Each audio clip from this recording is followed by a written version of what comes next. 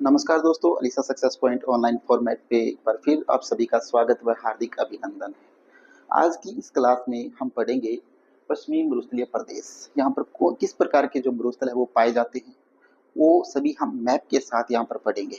आपको मैप और उसकी इमेज के साथ हम आपको यहाँ पर पढ़ाने का प्रयास करेंगे। तो स्टार्ट करते हैं। सबसे पहले जानते हैं परिभाषा।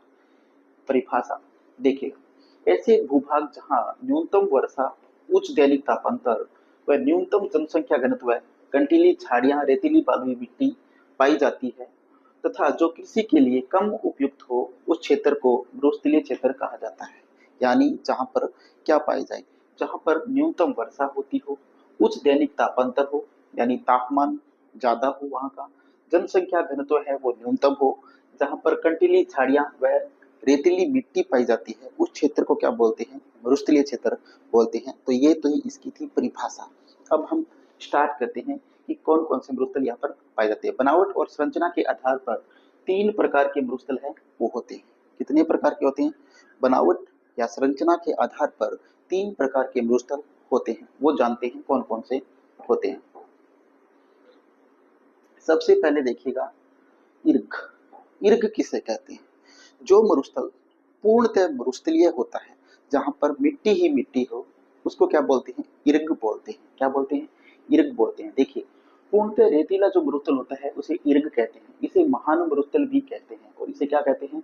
महान मरुस्थल भी कहते हैं। तो ये इमेज देखिएगा यहाँ पर आपके सामने है। और राजस्थान के जो बाड़मेर जैसलमेर का जो एरिया है वहां पर तो क्या पाए जाते हैं?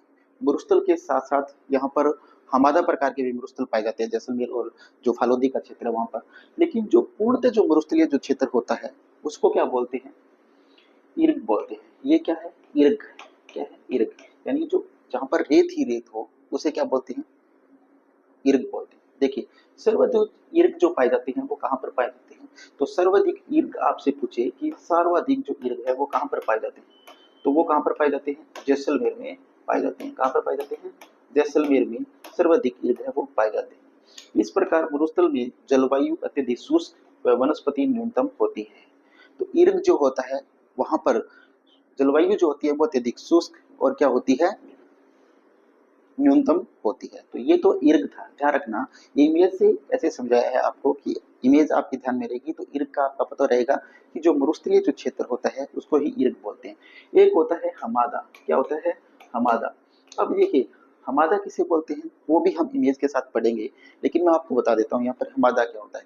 हमादा वो होता है दोस्तों जहां पर पथरीला जो मरुस्थल होता है, जहां पर पत्थर के जैसा जो मरुस्थल बनता है उसे बोलते हैं हमादा। और तीसरे प्रकार का जो मरुस्थल होता है उसको बोलते हैं रेंग। रेंग या मिश्रित मरुस्थल भी इसे बोलते हैं। जहां पर रेंग और मिश्रित का अर्थ क्या हुआ? जहां रेतीला और पथरीला मरुस्थल दोनों एक साथ हो, मिश्रण जिनका हो, उसे बोलते हैं रेंग। तो ये 3 प्रकार के मरुस्थल थे, उनको नीचे हम देखते हैं। देखिए, ये दूसरा प्रकार का जो मरुस्थल है हमादा। मैंने पहले ही आपको बता दिया कि हमादा क्या होता है, जो पूर्णतः जो पथरीला मरुस्थल होता है उसे क्या बोलते हैं? हमादा बोलते हैं। तो ये हमादा प्रकार का जो मरुस्थल है वो आपके सामने है। देखिए, पथरीला मरुस्थल है ना ये, तो ये सर्वाधिक पूर्णतः जो पथरीला मरुस्थल होता है उसे हमादा कहते हैं। हमादा के चारों ओर रेंग भूमि पाई जाती है। यानी जो हमादा होता है उसके चारों ओर क्या होता है?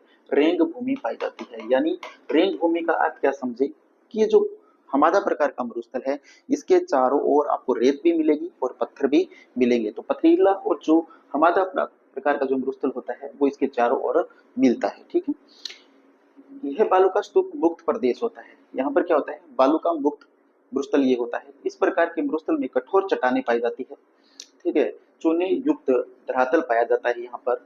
और यहाँ मरुस्थल फालोदी, सिवाना, बालोतरा और पोखरण में पाया जाता है। तो ये क्या कह रहा है कि हमादा जो प्रकार के मरुस्थल है वो हमारे राजस्थान में कहाँ पाए जाते हैं? जैसलमेर के मोहनगढ़ जो पोखरण वाला क्षेत्र है वहाँ, फालोदी क्षेत्र में, और बाड़मेर का जो सिवाना क्षेत्र है, बाल सिवाना जो क्षेत्र है जो वर्तमान में कहा गया बालोतरा में, यहाँ पर क्या पाया जाता है? हमादा प्रकार का मरुस्थल पाया जाता है। ठीक है, तो आपसे क्वेश्चन यहाँ पर ये पूछा जा सकता है कि हमादा प्रकार का जो मरुस्थल होता है उसके चारों ओर किस प्रकार का मरुस्थल पाया जाता है? तो वो आपको ध्यान रेंग प्रकार की भूमि वहां पर पाई जाती है। तो ये क्वेश्चन भी इंपॉर्टेंट बनता है यहाँ पर, ये आपको ध्यान में रखना है। आगे देखिए, तीसरे प्रकार का जो मरुस्थल हमने पढ़ा, रेंग मरुस्थल। रेंग मरुस्थल मैं पहले ही आपको बता चुका हूँ कि वो मरुस्थल जिसमें बालू का स्तूप और पथरीले दोनों प्रकार का जो मरुस्थल होता है, रेतीला और इर्ग, सॉरी समझे, इर्ग जो होता है, इर्ग और जो हमादा प्रकार का जो मरुस्थल होता है, वो दोनों मरुस्थलों की जो विशेषता पाई जाती है वो पाई जाती है रेंग में। देखिए, मिश्रित रेतीला और पथरीला रेंग कहलाता है, यानी मिश्रित मरुस्थल जो होता है उसी को क्या बोलते हैं, रेंग बोलते हैं। रेंग है वो बाड़मेर, जालोर, सीकर, झुंझुनू में है, वो सर्वाधिक पाए जाते हैं। तो सर्वाधिक जो रेंग भूमि पाई जाती है वो कहाँ पाई जाती है, बाड़मेर में, जालोर में, सीकर में और झुंझुनू के अंदर है वो सर्वाधिक रेंग मरुस्थल पाए जाते हैं। तो 4 जिले जो है ध्यान रखना है, सीकर, झुंझुनू, बाड़मेर और जालोर, इन 4 जिलों में रेंग प्रकार के मरुस्थल पाए जाते हैं। रेंग देखिए, ये देखिए यहाँ पर पत्थर है और यहाँ पर देखिए मिट्टी है, तो ये दोनों प्रकार का जो मरुस्थल होता है उसी को क्या बोलते हैं, रेंग मरुस्थल बोलते हैं। ठीक है, तो ये इमेज आपको नजर आ रही होगी यहाँ पर। अब देखिएगा, अब हम पढ़ते हैं कुछ महत्वपूर्ण बातें।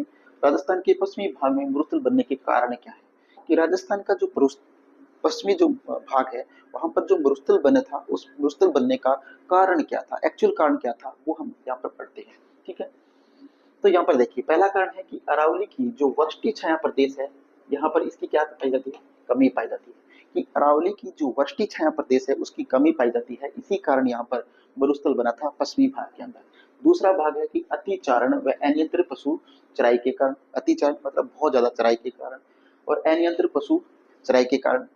तीसरा कारण है वृक्षोन्मुख या वृक्षों की कटाई के कारण, यानी वृक्ष बहुत ज्यादा काटे जा रहे हैं यहाँ पर, इसीलिए अभी वर्तमान में देखिएगा आप बाड़मेर का जो क्षेत्र है वहां पर जो सौर ऊर्जा की जो प्लेटें लगाई जा रही है उसके लिए बहुत सारी खेजड़ियों को काटा जा रहा है, और जो मरुस्थल है उसको वीरान किया जा रहा है बिल्कुल खेजड़ियों को काटने के लिए। तो वहाँ के जो लोग हैं वहाँ पर उसका विरोध प्रदर्शन भी बहुत ज्यादा आ रहा है, और जो राजस्थान के एक लोकप्रिय विधायक हैं रविंद्र सिंह भाटी, वो भी उस आंदोलन के अंदर शामिल होकर इनका विरोध कर रहे हैं।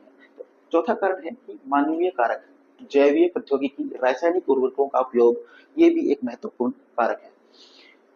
भूमि उपयोग का बदलाव, यानी भूमि जो उपयोग है उसको बदल कर बोना यहाँ पर एक कारण बनता है। अगला कारण देखिए, अब देखिए, ये जो पश्चिमी मरुस्थलीय जो क्षेत्र है उसके अंदर कुल 16 जिले आते हैं। कौन कौन से जिले आते हैं, कुल 16 जिले आते हैं, वो पश्चिमी मरुस्थलीय प्रदेश के अंतर्गत आते हैं।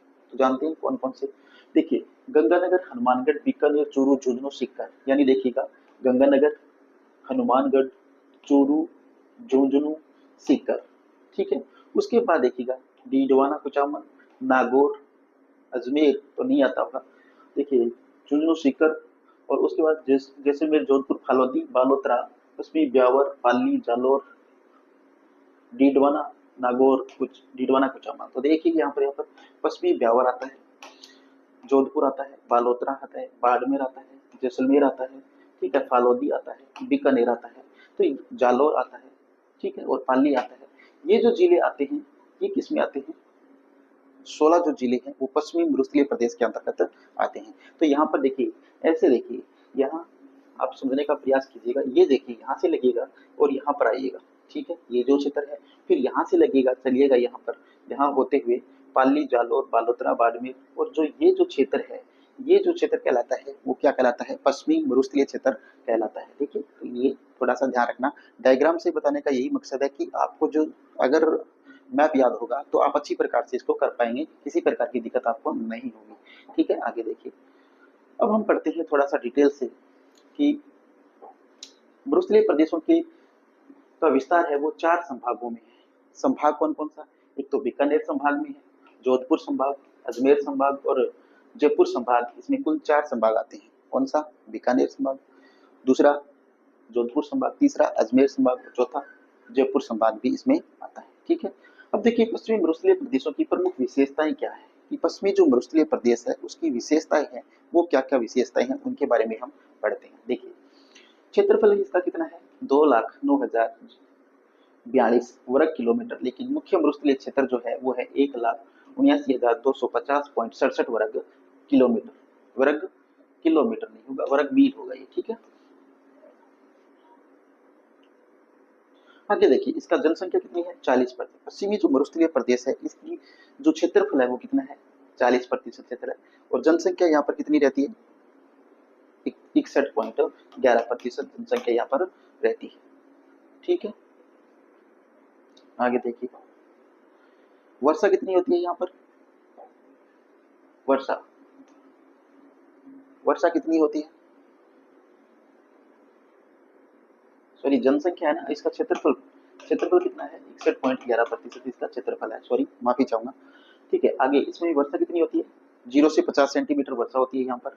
जलवायु शुष्क व अर्ध शुष्क जलवायु यहाँ पर पाई जाती है। BW HW यहाँ पर भूस्थलीय क्षेत्र में के अंदर जलवायु पाई जाती है। तापमान गर्मियों में उच्च तापमान यहाँ पर पाया जाता है। तापमान लगभग 49 डिग्री सेल्सियस तक यहाँ पर पहुंच जाता है। ठीक है, आगे देखिए। और सर्दियों में -3 डिग्री सेल्सियस तक। वनस्पति उष्णकटिबंधीय शुष्क या कांटेदार वनस्पति या मरुद्भिद वनस्पति या जीरोफाइट वनस्पति यहाँ पर पाई जाती है। किस प्रकार की वनस्पति पाई जाती है? उष्णकटिबंधीय शुष्क कांटेदार वनस्पति या मरुद्भिद वनस्पति या जीरोफाइट वनस्पति यहाँ पर पाई जाती है। मिट्टी यहाँ पर एरिडोसोल्स या एंटीसोल्स प्रकार की मिट्टी पाई जाती है। सामान्य मिट्टी यहाँ पर रेतीली बालू मिट्टी पाई जाती है। अब पूछे अवशेष कि पश्चिमी जो मरुस्थलीय प्रदेश है वो किसका अवशेष है? तो पश्चिमी जो मरुस्थलीय प्रदेश है दोस्तों वो तेतीस सागर का अवशेष है। ये भी आपको ध्यान में रखना है। आगे देखिए विस्तार। तो पश्चिमी जो मरुस्थलीय प्रदेश है उसका जो विस्तार है वो 640 किलोमीटर उत्तर से दक्षिण तक। ये उत्तर है और ये दक्षिण है। उत्तर से दक्षिण तक जो इसका विस्तार है वो कितना है? 640 किलोमीटर। और पूर्व से पश्चिम तक जो इसका विस्तार है वो कितना है? वो 300 किलोमीटर है। तो ये बात भी आपको ध्यान में रखनी है। इसकी जो औसत ऊंचाई है वो कितनी है? वो है 150 से लेकर 300 मीटर तक क्या है इसकी औसत ऊंचाई है। प्रमुख फसल यहाँ पर बाजरा, मोठ और ग्वार बोया जाता है। ठीक है, इसमें राजस्थान का क्या है? प्रथम स्थान है। ये देखिए खनिज, प्राकृतिक गैस, पेट्रोलियम, लिग्नाइट, जिप्सम व लाइमस्टोन, ये यहाँ पर खनिज पाए जाते हैं। यहाँ पर पश्चिमी जो मरुस्थलीय प्रदेश है उसमें प्राकृतिक गैस, पेट्रोलियम, लिग्नाइट, जिप्सम और लाइमस्टोन नाम के खनिज पाए जाते हैं। प्रमुख वृक्ष, यहाँ पर वृक्ष कौन कौन से पाए जाते हैं? देखिए रोहिड़ा, बबूल, खेजड़ी, फोग, कैर, आक, कैक्टस, थोर आदि वृक्ष यहाँ पर पाए जाते हैं। आगे देखिए नदी, मुख्य नदी कौन सी है यहाँ की? लूनी नदी है। यहाँ पर मुख्य रूप से नदी जो पाई जाती है वो कौन सी पाई जाती है? लूनी नदी यहाँ पर पाई जाती है। अगर यहाँ पर पूछे कि नहर यहाँ से कौन सी निकलती है तो यहाँ से इंदिरा गांधी नहर है वो निकलती है। तो पश्चिमी जो मरुस्थलीय प्रदेश है यहाँ पर आपसे नदी पूछे तो लूनी नदी यहाँ की मुख्य नदी है। और अगर आपसे पूछा जाए कि यहाँ पर नहर मुख्य रूप से कौन सी निकलती है तो यहाँ पर इंदिरा गांधी नहर है वो यहाँ से निकलती है। अब देखिए आगे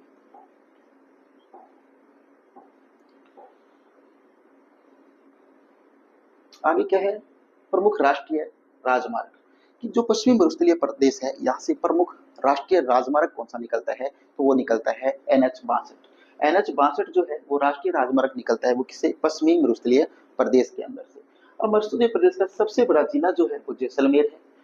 मरुस्थलीय प्रदेश का सबसे बड़ा जो संभाग है वो कौन सा है? जोधपुर है। मरुस्थलीय प्रदेश का सबसे बड़ा बांध जो है वो कौन सा है? जवाई बांध है जो पाली में है। ठीक है, मरुस्थलीय प्रदेश का सबसे बड़ा अभ्यारण्य कौन सा है? राष्ट्रीय मरु उद्यान जो जैसलमेर और बाड़मेर के अंदर है। बस मरुस्थलीय प्रदेशों की ढाल जो है वो कहाँ से? तो अब ये क्वेश्चन पूछा गया है काफी बार एग्जाम में कि मरुस्थलीय जो प्रदेश है इसकी ढाल किस प्रकार है? तो यहाँ पर इसकी जो ढाल है वो कैसी है? उत्तर पूर्व से लेकर दक्षिण पश्चिम की ओर क्या है इसकी ढाल है? उत्तर पूर्व से, यानी ऐसे है। ये जो राजस्थान का नक्शा जैसे यहाँ पर बनाते हैं, ठीक है, जो ये जो राजस्थान का नक्शा एक प्रकार से मानते हैं। ठीक है, तो इसका जो ढाल है वो कैसा है? उत्तर पूर्व से, ऐसे उत्तर पूर्व से दक्षिण पश्चिम की ओर क्या है इसका ढाल है। तो ये बात आपको ध्यान में रखनी है। यह राजस्थान का सर्वाधिक दैनिक तापांतर वाला भौतिक प्रदेश है। यानी पश्चिमी जो मरुस्थलीय प्रदेश है यहाँ पर सर्वाधिक तापमान रहता है। यानी गर्मियों के अंदर यहाँ पर 49 से 50 डिग्री सेल्सियस तक तापमान चला जाता है और सर्दियों के अंदर -3 डिग्री सेल्सियस तक तापमान यहाँ पर पहुंच जाता है। तो ये सबसे सर्वाधिक क्या है? तापांतर वाला मरुस्थल भी है। आगे है उत्पत्ति के आधार पर। उत्पत्ति के आधार पर पश्चिमी मरुस्थलीय प्रदेश राजस्थान का सबसे नवीनतम भौतिक प्रदेश है। ये बात आपको ध्यान रखना है कि अगर उत्पत्ति के आधार पर आपसे पूछा जाए कि पश्चिमी मरुस्थलीय प्रदेश है वो उत्पत्ति के आधार पर किस प्रकार का मरुस्थल है तो ये सबसे नवीनतम भौतिक प्रदेश है, इसलिए इसे युवा मरुस्थल भी कहते हैं। तो पश्चिमी जो मरुस्थलीय प्रदेश है इसको किस नाम से जाना जाता है? युवा मरुस्थल के नाम से भी जाना जाता है। आगे देखिए, पश्चिमी मरुस्थलीय प्रदेश राजस्थान का न्यूनतम जनसंख्या पाई जाती है। न्यूनतम जनसंख्या घनत्व है, यहाँ पर जो जनसंख्या घनत्व है वो पश्चिमी मरुस्थलीय प्रदेशों के अंदर न्यूनतम पाया जाता है। घनत्व से समझे कि यहाँ पर जो लोग हैं वो बहुत ज्यादा कम रहते हैं। यहाँ का जो क्षेत्रफल है वो क्षेत्रफल कितना है? 61.11% है। और यहाँ पर जो जनसंख्या रहती है वो कितनी रहती है? जनसंख्या जो यहाँ रहती है वो रहती है 40%। तो देखिए घनत्व कैसा हुआ? क्षेत्रफल बहुत ज्यादा है और यहाँ पर जो घनत्व है वो कम ही होगा, क्योंकि 40% ही लोग यहाँ पर रहते हैं 61.11% क्षेत्रफल के अंदर। ठीक है, आगे देखिए, क्षेत्रफल के अनुसार पश्चिमी मरुस्थलीय प्रदेश राजस्थान का सबसे बड़ा भौतिक प्रदेश है। क्षेत्रफल की दृष्टि से क्या पूछ रहा है कि क्षेत्रफल के अनुसार पश्चिमी मरुस्थलीय प्रदेश सबसे बड़ा भौतिक प्रदेश है। तो क्षेत्रफल में 61.11% के साथ सबसे बड़ा भौतिक प्रदेश है। अगर सबसे न्यूनतम पूछे तो कौन सा है? सबसे न्यूनतम अगर आपसे पूछे सबसे न्यूनतम जो है क्षेत्रफल वाला भौतिक प्रदेश कौन सा है तो वो बताइएगा मुझे। आगे देखिए,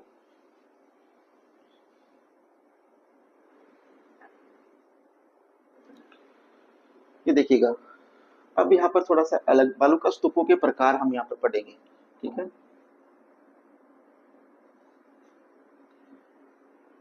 बालू स्तूपों के प्रकार। राजस्थान में बालू स्तूपों के प्रकार और उनका क्षेत्र है वो देखते हैं। देखिए, बरखान, बरखान जो मरुस्थल है वो किस प्रकार का होता है? बरखान मरुस्थल जो होता है दोस्तों अर्धचंद्राकार जो मरुस्थल होता है, यानी चांद की जैसी जिसकी आकृति बन जाती है। ये देखिए, चांद की जैसी जिसकी आकृति होती है उसको क्या कहते हैं? बरखान। जो राजस्थान के अंदर सर्वाधिक जो नुकसानदायक, अगर बालू का स्तूपों की बात करें तो ये सबसे ज्यादा नुकसानदायक जो बालू का स्तूप है वो कौन सा है? बरखान बालू का स्तूप है। इसकी आकृति अगर बोले तो ये अर्धचंद्राकार आकृति का होता है। ठीक है, तो ये है बरखान बालू का स्तूप। अब देखिए, ये पश्चिमी राजस्थान में पाया जाता है, जैसलमेर में सर्वाधिक बरखान पाए जाते हैं। अब देखिए उसके बाद देखिए अनुदैर्घ्य बालू का स्तूप। अनुदैर्घ्य बालू का स्तूप जिसे रेखीय बालू का स्तूप भी कहते हैं। इसे अनुदैर्घ्य बालू का स्तूप को रेखीय बालू का स्तूप, समानांतर बालू का स्तूप भी इसको कहा जाता है। तो ये सर्वाधिक जो पाए जाते हैं वो कहाँ पर पाए जाते हैं? जोधपुर में पाए जाते हैं। और देखिए, रेखीय का समझे क्या? देखो ये रेखाओं की तरह है कि नहीं, तो इसे रेखीय आकार में होते हैं। और ये बालू का स्तूप है वो पवनों की दिशा के क्या बनते हैं? समानांतर बनते हैं। और उन्हीं बालू का स्तूपों को क्या कहते हैं? अनुदैर्घ्य बालू का स्तूप या समांतर बालू का स्तूप या क्षैतिज बालू का स्तूप भी इनको कहा जाता है। देखिए आगे है तारा बालू का स्तूप। तो तारा बालू का स्तूप समझते हो, स्टार, ये तारा बालू का स्तूप है जो सर्वाधिक कहाँ पाए जाते हैं? बीकानेर में। उसके बाद देखिए अनुप्रस्थ बालू का स्तूप, जो किसी भी पवनों की दिशा में किसी भी प्रकार का जो अवरोध पैदा करते हैं और अवरोध के द्वारा जो बालू का स्तूप का निर्माण होता है उसे क्या बोलते हैं? अनुप्रस्थ बालू का स्तूप बोलते हैं। इसे ही क्या बोलते हैं? लंबवत बालू का स्तूप भी बोलते हैं। अब अनुप्रस्थ से क्या समझे? अनुप्रस्थ का अर्थ हुआ किसी भी प्रकार की अगर हवा के अंदर जो बाधा पैदा होती है और उन बाधा की वजह से जो मरुस्थल बनते हैं उसे अनुप्रस्थ बालू का स्तूप कहते हैं।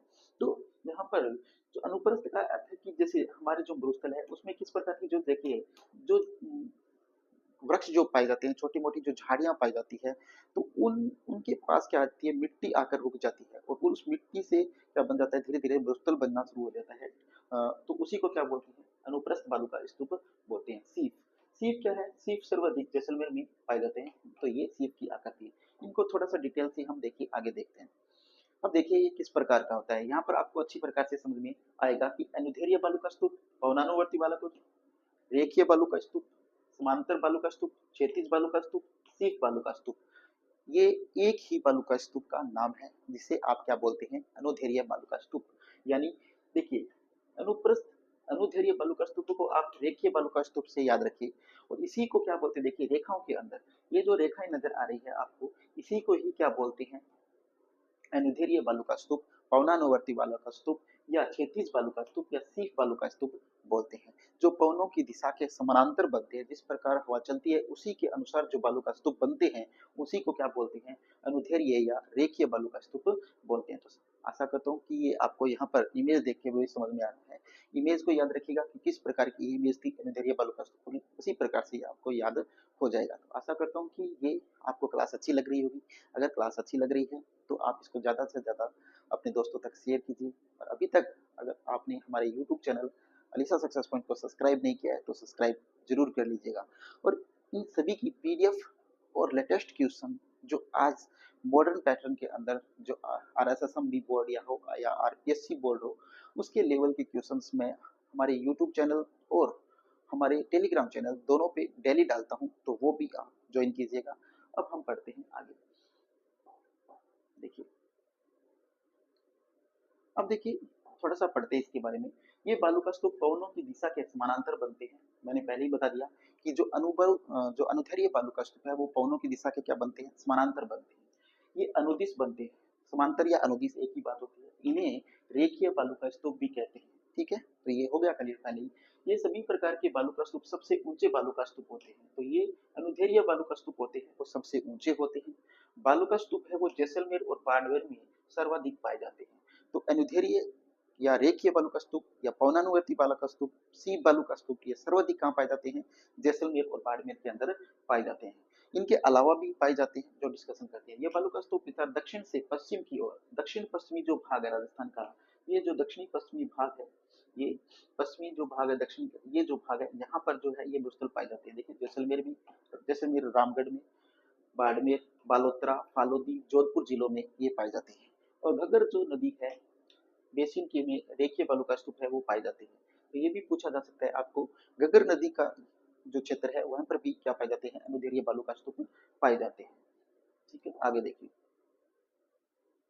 आगे देखिए, इसमें आगे दिख रखा है कि ये बालू का स्तूप दक्षिण पश्चिम से उत्तर पूर्व दिशा की ओर अधिक पाए जाते हैं।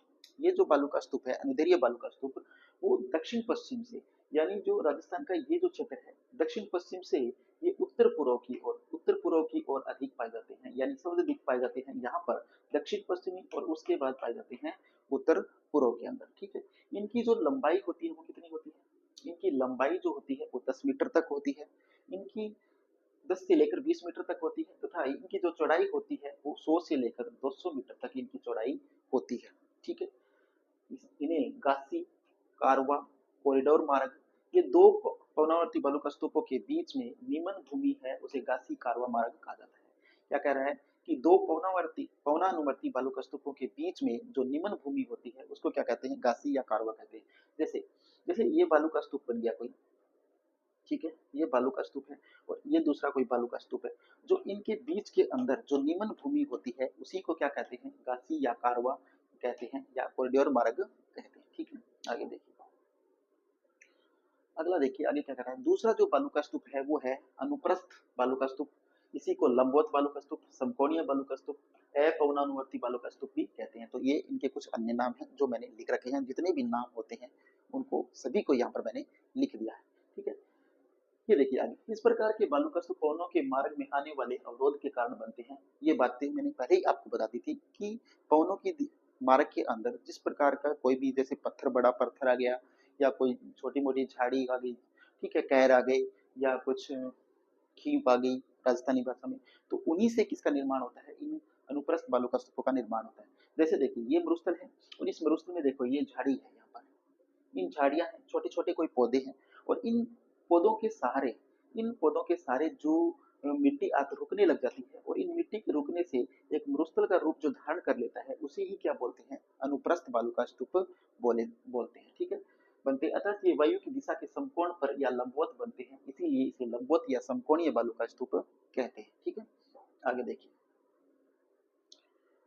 आगे देखिए, अनुप्रस्थ बालू का स्तूप का निर्माण दीर्घ काल तक हवा के एक ही दिशा में चलने से समकोण पर होता है, यानी लंबे समय तक जब हवा एक ही दिशा में चलती है उसकी वजह से क्या होता है, अनुप्रस्थ बालू का स्तूपों का निर्माण होता है। अनुप्रस्थ बालू का स्तूपों का निर्माण जो है वो दीर्घ काल तक, दीर्घ का मतलब लंबे समय तक, हवा का एक ही दिशा में चलने से समकोण पर क्या होता है, इनका निर्माण होता है।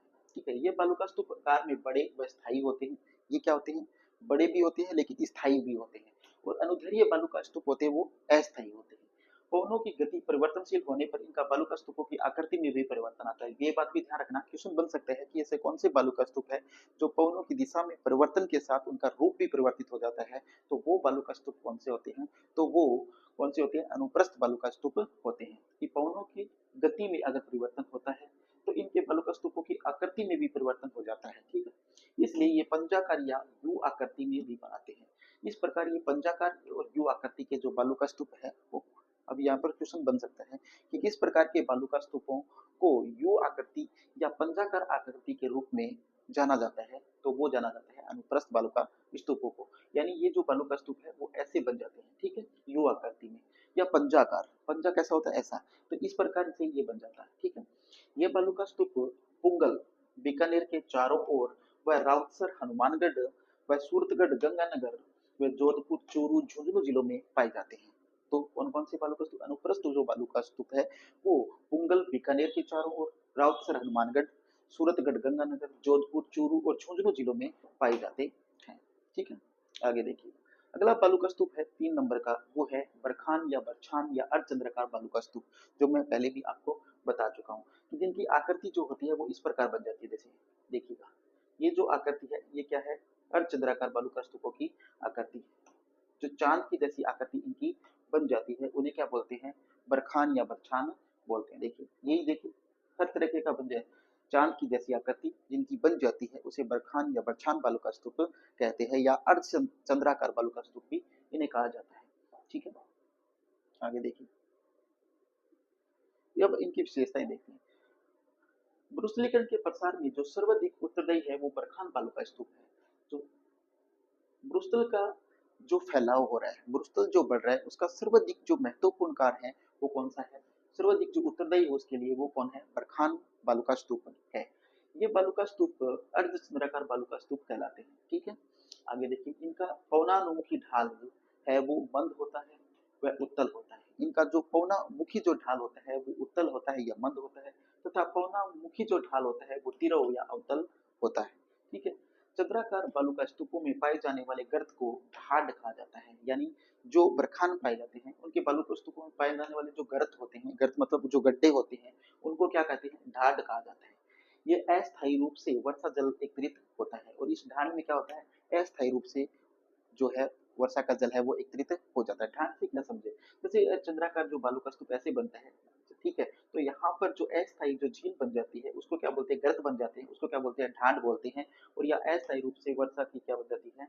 एकत्रित हो जाता है। अस्थायी रूप से वर्षा का जल है वो यहाँ पर एकत्रित हो जाता है, ठीक है, उसे ढांड कहते हैं, ये ध्यान रखना। अब देखिए, यहाँ पर एक बात और रही है कि ये बालू का स्तूप है वो 10 से लेकर 20 मीटर तक ऊंचे होते हैं, 100 से 200 मीटर तक चौड़ाई पर होते हैं, ठीक है। तो ये तो वो सेम ही बात आ गई अनघारी वाली, ठीक। आगे देखिए,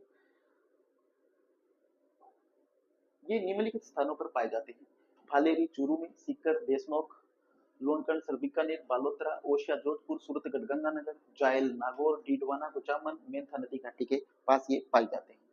बरखान बालू का स्तूप मुख्यतः 20 से लेकर 35 सेमी समवर्षा रेखा वाला क्षेत्रों में होते हैं। यानी जहां वर्षा का जो प्रतिशत है वो 20 से 25 होता है, वहां पर ये पाए जाते हैं।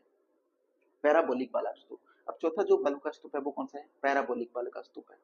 ठीक है, ये महिलाओं के हेयर पिन की आकृति के होते हैं।